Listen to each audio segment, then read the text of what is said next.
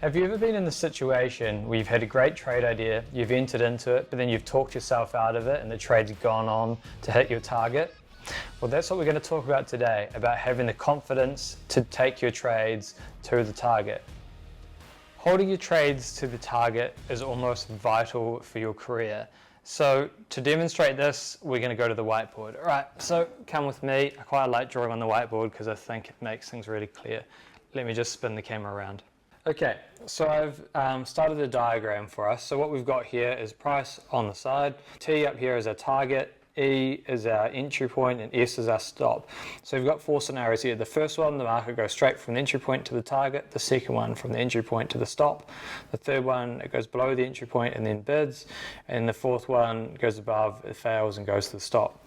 So let's say this risk reward is 2 to your target, 1 to your stop. So in this example, number 1, you make 2, and number 2, you lose 1. Number 3, you make 2, and number 4, you lose 1. What happens if you, say for example, see something in a time frame that's wrong, or you talk yourself out of the trade and you exit your trades early? Well, what you've effectively done here is cut your profit potential down. So now if you looked at the expected value of your initial trade was +2, -1, +2, -1. So you would expect if you repeated it 4 times that you would be up 2. But now if you are getting out of your trades early, what you're doing is you've got +1, -1, +1, -1. You're actually making nothing for your risk, so you're really just paying brokerage.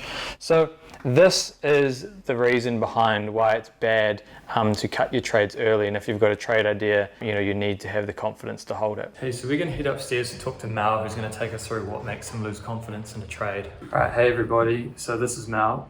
All right, take us through the things that make you lose confidence in your trade. So what made me lose confidence is being in a good run and start being too protective, having a negative P&L and starting to be too conservative.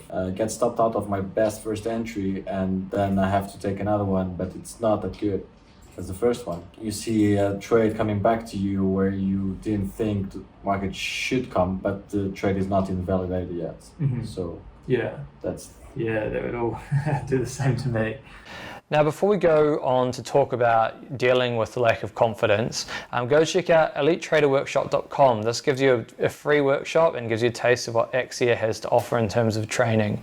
If you would like to connect with Axia over other social media, we've got Facebook, we have Instagram, Twitter, so go check those out. If you're enjoying the show, please like and subscribe, because that helps me reach more people like you. So in terms of dealing with the lack of confidence, there's only really one key thing that I can recommend to you. Now this is key though.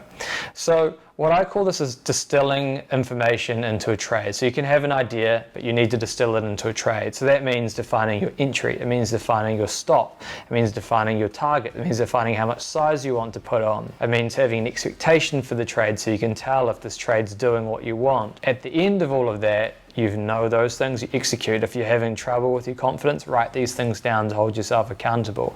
And once you've made the trade, go and debrief it, record it somewhere so that you can look back over and go, oh, that's how I did it last time. And actually from doing that, I learned this, and I'm going to do it better because all these things help you build confidence. This is the only way that you'll get over it. Hold yourself accountable, distill your idea into a trade. Good luck.